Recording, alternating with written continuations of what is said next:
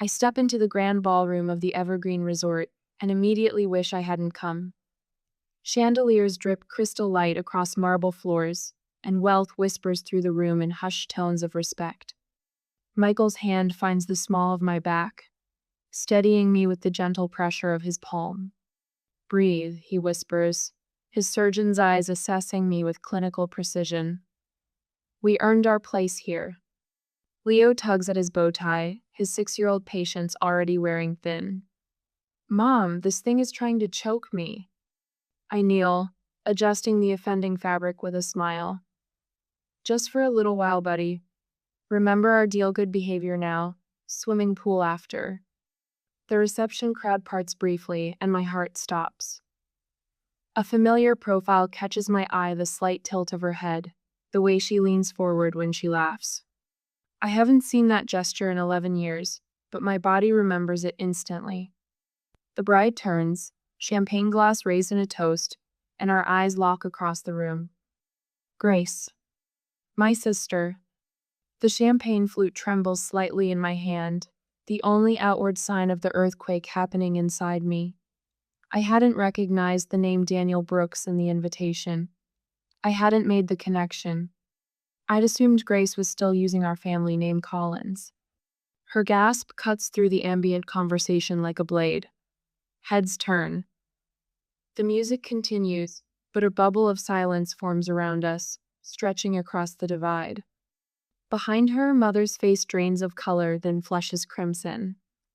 Father moves protectively toward Grace, his broad shoulders creating a barrier between us just as he's done all our lives. "What are you doing here?" Mother hisses, loud enough that nearby guests turn with curious eyes. The familiar shame rises in my throat. For a heartbeat, I'm 21 again, standing in the rain with a suitcase, homeless and alone. Michael steps forward, his voice firm but measured. "My wife is a guest. She's the CEO of MedNova. We were personally invited by the groom." The name MedNova ripples through the cluster of medical professionals nearby. I hear whispers, see recognition dawn in their eyes. "CEO?" A woman in a burgundy dress turns to her companion. "That's Amber Collins?" The rain soaks through my thin jacket as Father's words echo in my memory. "If you're too ungrateful to help at the clinic, don't come back." The slam of our front door punctuates his sentence, final as a judge's gavel. Now, I stand straight-backed in Valentino, the rain a distant memory. The scared girl is gone.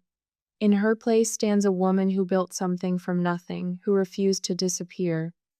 Dr. Daniel Brooks approaches, confusion creasing his brow.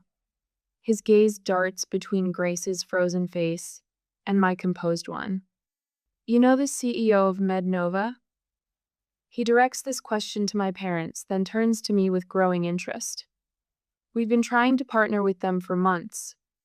Your patient monitoring system is revolutionizing post-surgical care." Grace attempts a smile, but it falters at the edges. Mother and father exchange glances loaded with panic. The whispers among the wedding guests grow louder, more insistent. I could make a scene. I could expose 11 years of lies. I could tell Daniel how they told everyone I'd failed out of college, how they'd painted me as irresponsible while pocketing my tuition money for Grace's benefit. The power is finally mine. Instead, I simply say, "Hello, Grace. Congratulations." The simplicity lands like a thunderclap. Grace flinches as if I'd shouted. Michael's hand returns to my back, a silent question. "Stay or go?" Leo looks up at me, innocent to the undercurrents swirling around us. "Mom, is that lady in the white dress your friend?" Daniel's gaze sharpens. He looks between Grace and me, his new bride and the stranger who clearly isn't a stranger. "Grace." His voice carries confusion and the first notes of suspicion. "I thought you said your sister was." His voice trails off, the unfinished sentence hanging between us. Grace's eyes dart frantically between her new husband and her parents. For the first time in my life, I watch her struggle for words. "Have you ever walked into a room and immediately regretted it?" The smart move would be to grab my family and quietly slip away. Let Grace have her perfect day. Let sleeping dogs lie. But sometimes regret is just fear wearing a mask. And I stopped being afraid a long time ago. And this is my wife, Grace. Daniel beams, his arms sliding around her waist. Stanford graduate and the brilliant mind managing her family's medical practice back in Vermont. I stand 10 feet away, my champagne untouched, watching my sister nod demurely as she's introduced to a cluster of doctors. Her pearl earrings catch the light when she tilts her head, a gesture I recognize from childhood or tell when she's about to stretch the truth. The Collins Clinic has been serving our community for 30 years, she says, voice pitched perfectly between pride and humility. We specialize in family medicine with some geriatric care. Michael touches my elbow, drawing my attention to the conversation unfolding beside us. A silver-haired woman in an elegant pantsuit studies my name badge. Mednova? Her eyes widen. You're Amber Collins? Your presentation at last month's medical summit was brilliant. The patient monitoring system you've developed is changing post-surgical recovery protocols across 3 states now.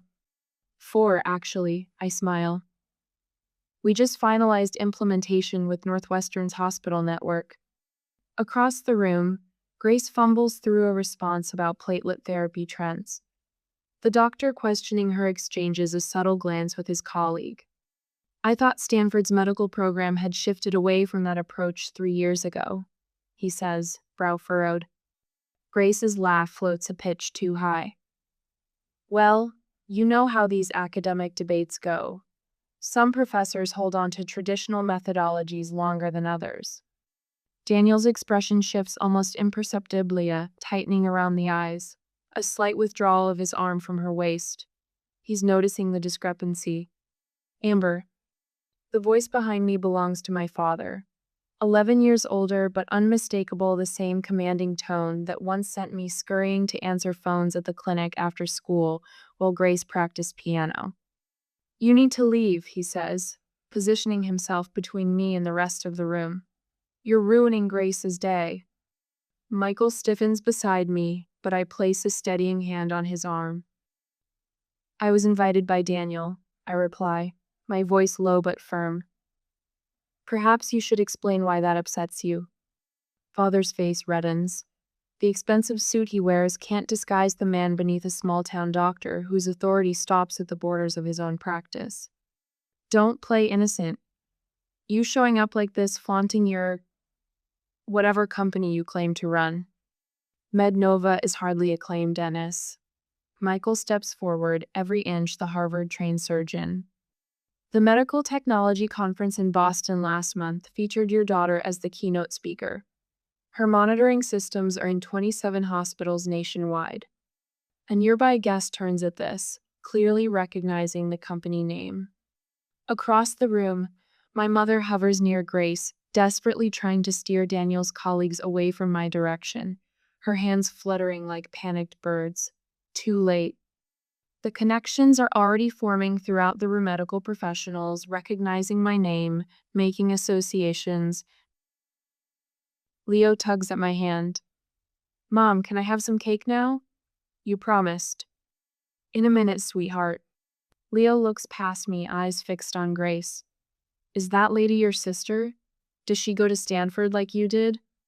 Dennis's face drains of color. Before he can respond, Leo continues innocently. You showed me your old college pictures. The red buildings were pretty. Grace has drifted closer. Daniel beside her.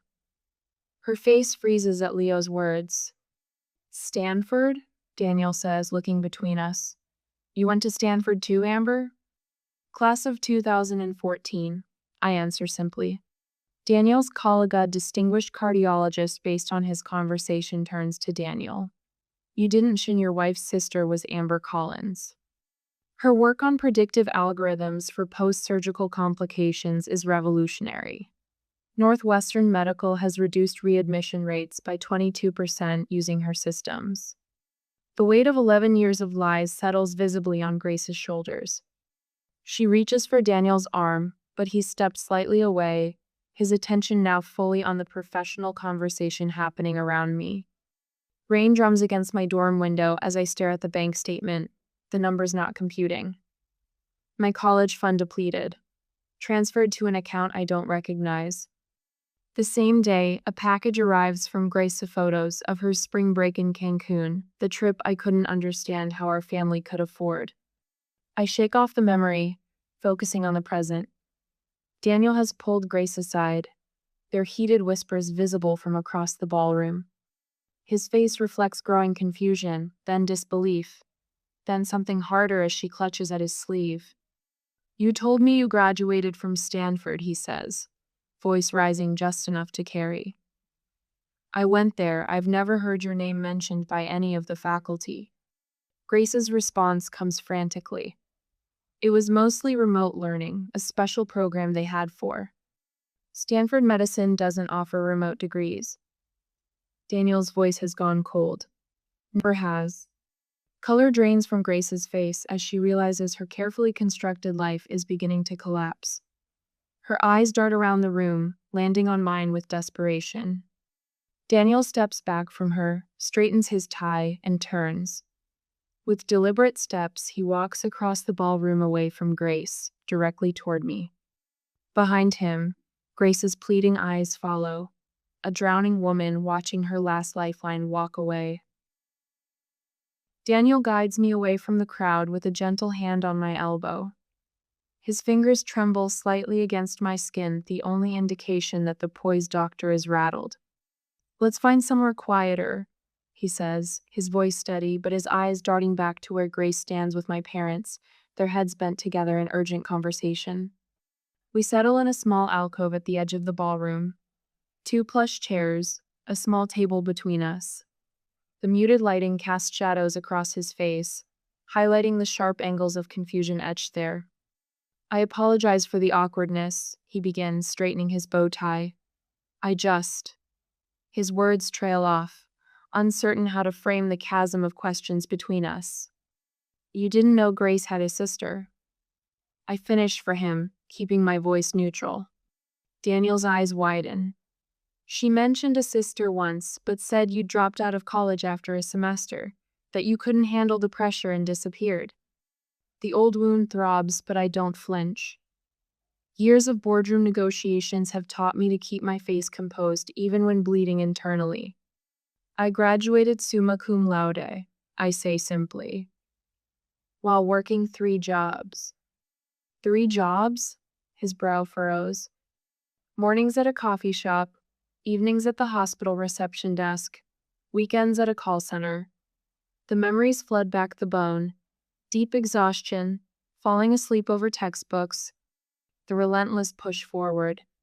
I put myself through school part-time. No family support. Each word lands like a stone between us, ripples spreading outward. Daniel's expression shifts from confusion to calculation, the surgeon's analytical mind reassessing everything he thought he knew. "Stanford?" he asks, naming his alma mater. I shake my head. "Community college first, then State University." I couldn't afford Stanford after I discovered my college fund had been. I pause, choosing my words carefully. "Reallocated." "To Grace's education," he concludes, the pieces clicking into place. The ballroom around us blurs as memories surface sleeping on Sarah's lumpy couch for 6 months, showering at the YWCA when Jamie's boyfriend kicked me out, eating ramen for weeks straight to save for textbooks. The humiliation of asking professors for extensions because I couldn't stay awake after triple shifts. "The hospital where I worked reception," I continue. "That's where I met Michael.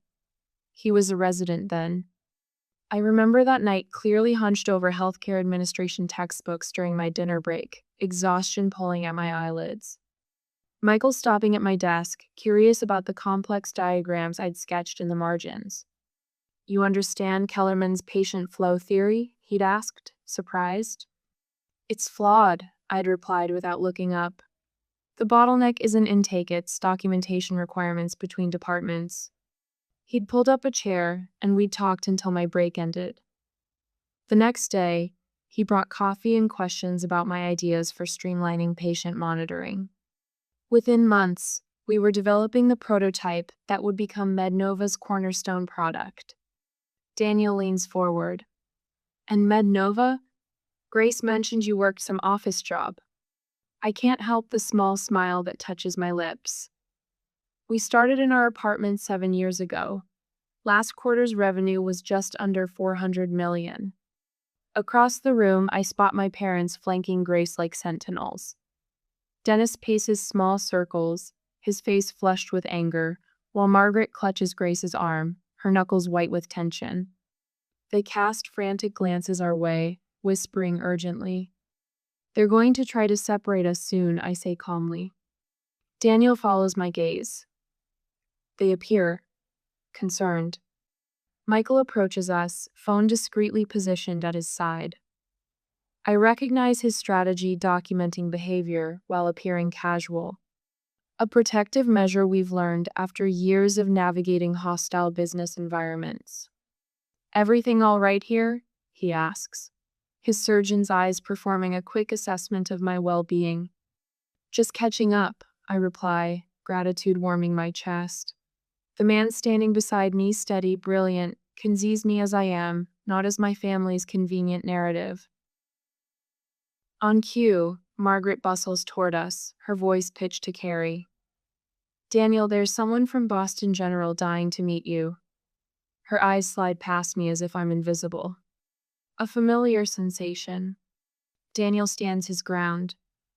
In a moment, Margaret, Amber and I are having an important conversation. My mother's smile stiffens. Always the attention seeker, our Amber. She turns to the nearest cluster of guests. She's always been jealous of her sister's accomplishments. The statement hangs in the air like smoke, acrid and choking. Several guests shift uncomfortably, eyes darting between us. I remain seated, back straight, face composed.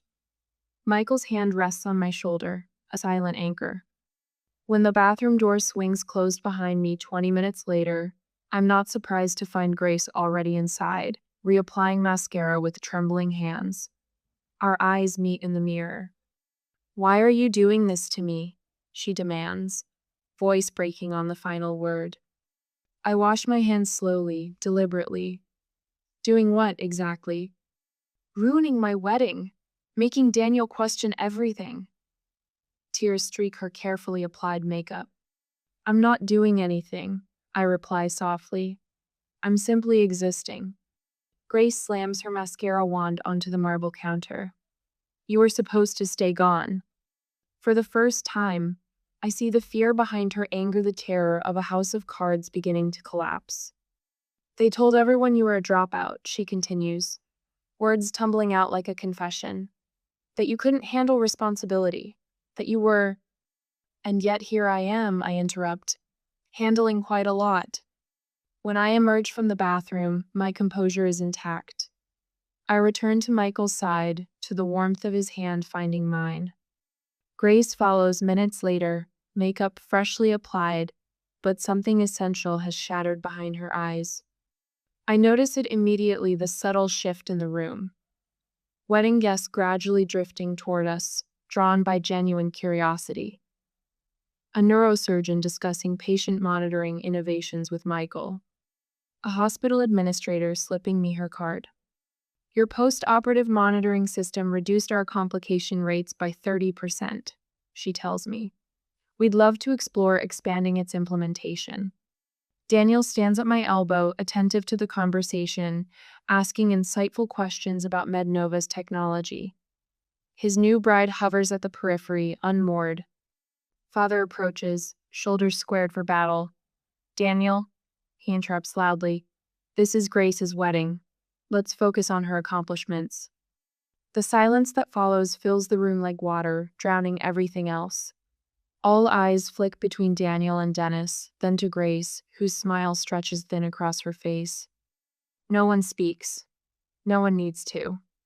Sometimes silence holds more truth than any words could express. I hand my half-empty champagne flute to a passing server and check my watch. We've stayed long enough. Michael catches my eye across the room where he's extricating himself from a conversation with an enthusiastic orthopedic surgeon. His slight nod confirms we're on the same wavelength, as always. Are we leaving now?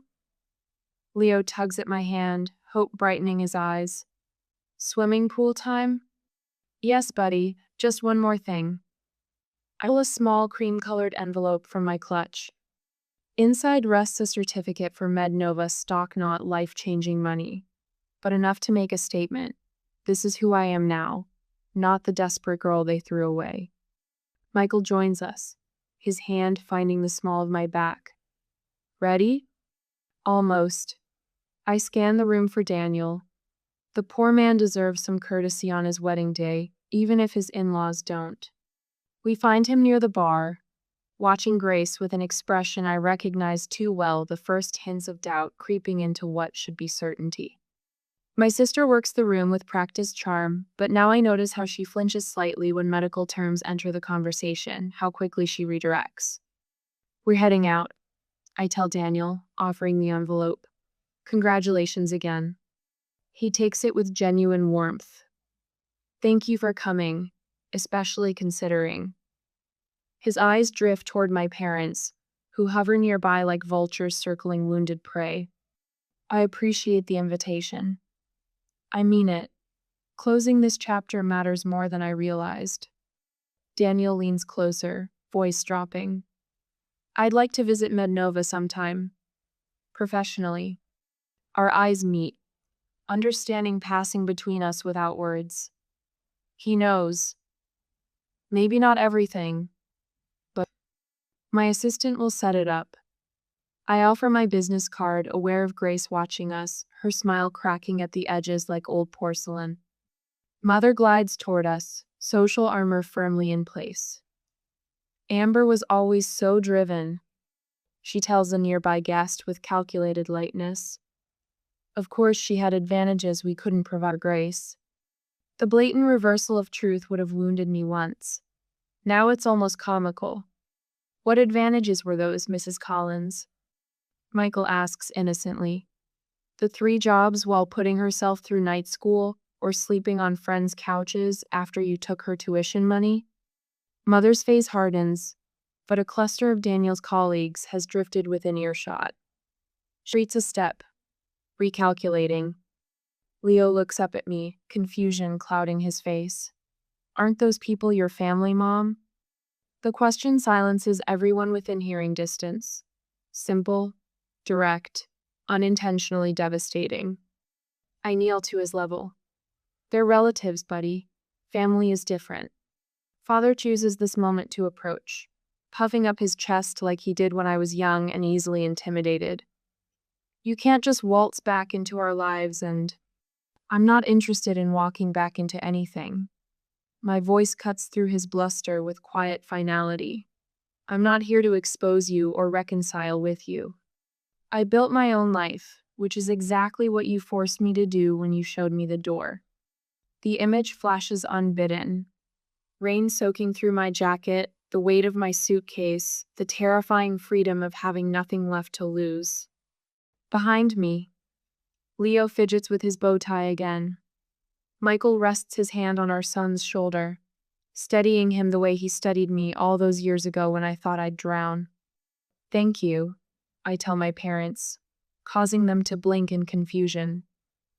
Thank you for not giving me a chance. You made me build my own. Mother's face contorts between rage and social preservation. For once, she finds no words. I take Leo's hand. Michael falls into step beside us as we make our exit unhurried, dignified, complete. No dramatic declarations, no tearful scenes, just the quiet power of walking away whole. Whispers follow us like gentle rain, but unlike that night 11 years ago, they don't touch me. I've built an umbrella of accomplishment that shields me from their storms. In the lobby, Leo breaks free and spins with childish delight. Pool time.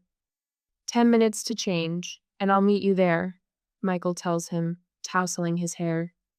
As we cross toward the elevators, I catch our reflection in the polished marble walla family of three, solid and connected.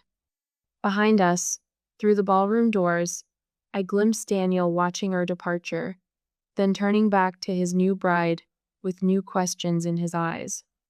Some weddings mark beginnings. This one marks an ending, the final release of expectations I never needed to fulfill, approval I no longer seek, and pain I refuse to carry forward. Leo punches the elevator button with enthusiastic determination. Up we go. Yes, up we go indeed. Sunlight angles through the floor-to-ceiling windows of my office, casting long shadows across the polished concrete floors. 1 month has passed since Grace's wedding, but the memory still lurks in corners of my mind like a half-forgotten dream. I scan the partnership proposal from Boston Memorial, a contract worth 8 figures sprawled across my desk. MedNova's patient monitoring system reduced post-surgical complications by 37% in their trial run. Numbers don't lie. Numbers don't play favorites. My assistant Meredith's voice crackles through the intercom. Dr. Daniel Brooks is here to see you. My pen stills against paper. I hadn't spoken to my sister's husband since that night. Send him in. Daniel enters like a man carrying invisible weight. His shoulders curl forward, suit jacket wrinkled at the elbows. Dark circles shadow his eyes. Thank you for seeing me without an appointment. He stands awkwardly until I gesture toward the chair opposite my desk. Coffee? I offer. He shakes his head. I can't stay long. I wait. Experience has taught me the power of silence. I've consulted with a lawyer about annulment possibilities. The words tumble out like stones. Everything Grace told me was fabricated. She never attended Stanford. She never managed your parents' clinic. She's the receptionist. I absorbed this without surprise. The lies were always there, waiting for someone to notice. I'm sorry to hear that, I say, and mean it. Your parents made her the face of their practice while they... His voice trails off as he runs a hand through disheveled hair. The billing practices at their clinic, they've been charging Medicare for procedures never performed, using outdated codes deliberately. Grace helped them do it. The revelation lands like a slap, not because it's shocking, but because it confirms suspicions I buried years ago. I didn't mean to drag you back into this, Daniel continues. But when I started investigating Grace's background, I found patterns, discrepancies. Your name kept appearing in old clinic records, then vanishing completely 11 years ago. The skyline beyond my window shimmers in summer heat. I built this view from nothing, while they built their lives on fabrications. They used my college fund for Grace, I say simply. When I confronted them, they told me I wasn't Stanford material anyway. Daniel winces. The irony is, I never wanted to be a doctor.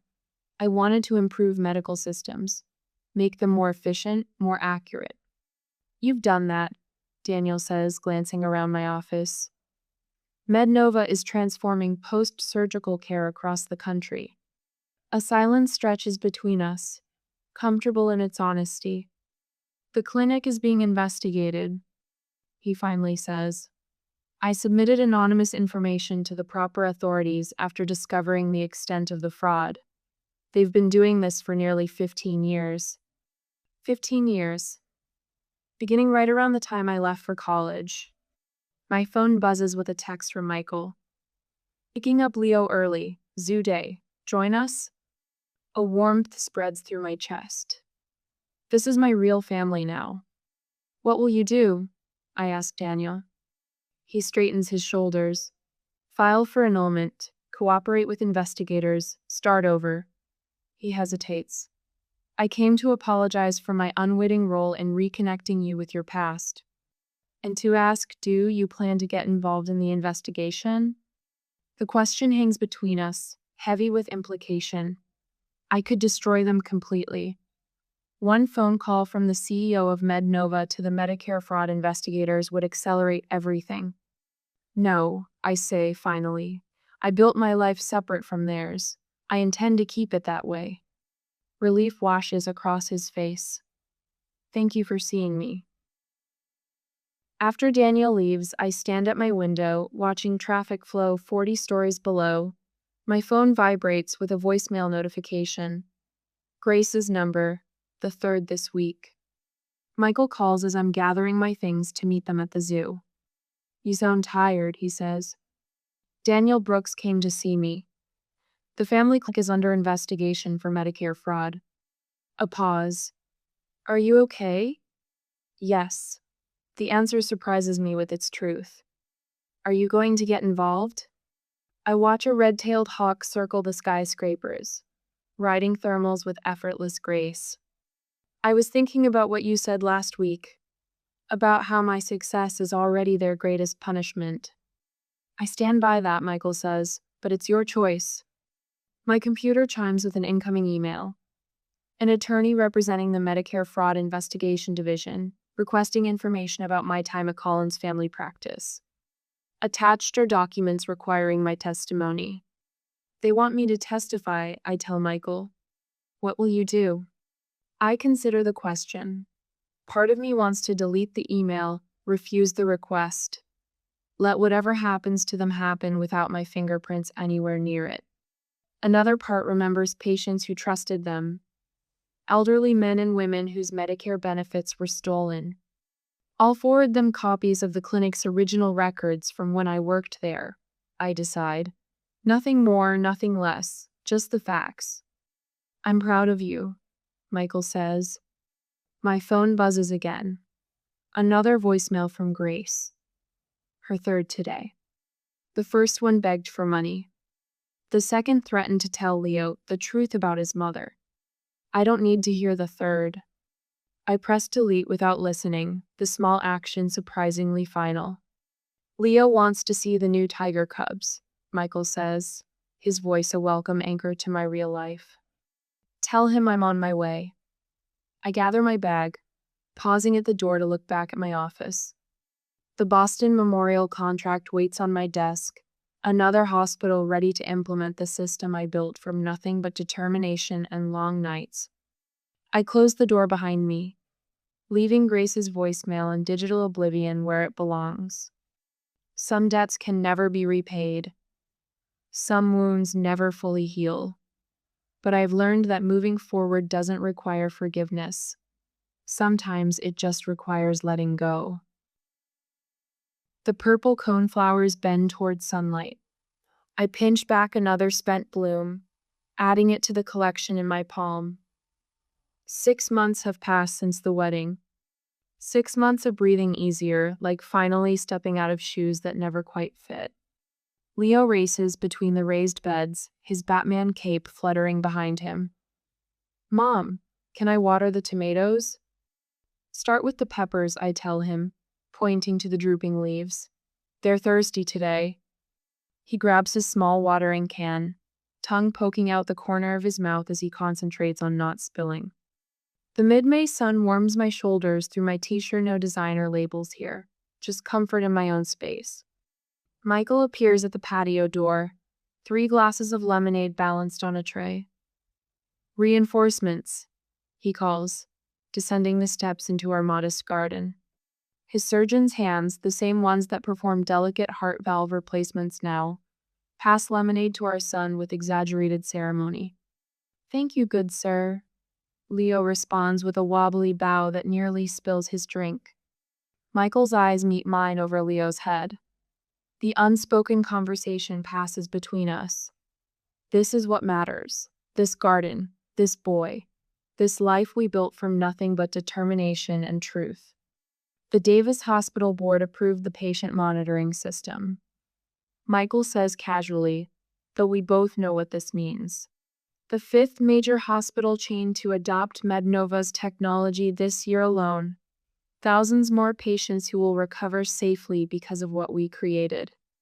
That's number 5, Leo announces proudly, counting on his fingers.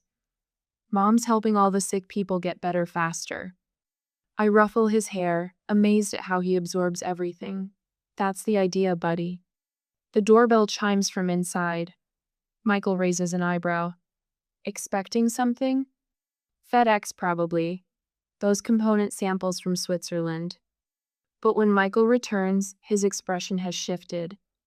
He holds a certified letter, the return address visible even from where I stand. Grace Collins, Brooks. My stomach tightens, the familiar knot I thought I'd finally untangled. I'll be in my office. The envelope sits on my desk for 17 minutes, while I finish reviewing quarterly projections. Michael leans against the doorframe, silent support.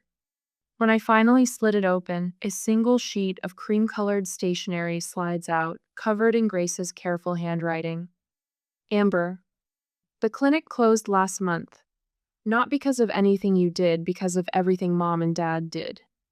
The investigation found billing irregularities going back 15 years. Daniel left me. He said he couldn't build a life with someone he couldn't trust. He was right. I'm not writing to ask for money. I know better now. I'm writing because I need to tell you that you were never the problem. I was raised to believe your intelligence threatened mine. Your independence undermined my security. I believed them when they said cutting you off necessary. I was wrong, they were wrong, and I'm sorry. Grace. Michael doesn't ask what it says. He waits until I fold the letter and place it back in its envelope. What will you do? He asks. Nothing dramatic, I answer, turning to my computer. I open a document, type for several minutes, then print a single page. I slide it into a MedNova envelope with the letter I've written. 2 weeks later, I stand at the edge of the American Medical Technology Conference in Chicago, watching my team demonstrate our latest innovations to a crowd of healthcare professionals. The red MedNova booth draws attention, our reputation preceding us now. A flash of movement catches my eye, someone in pale blue scrubs near the education pavilion.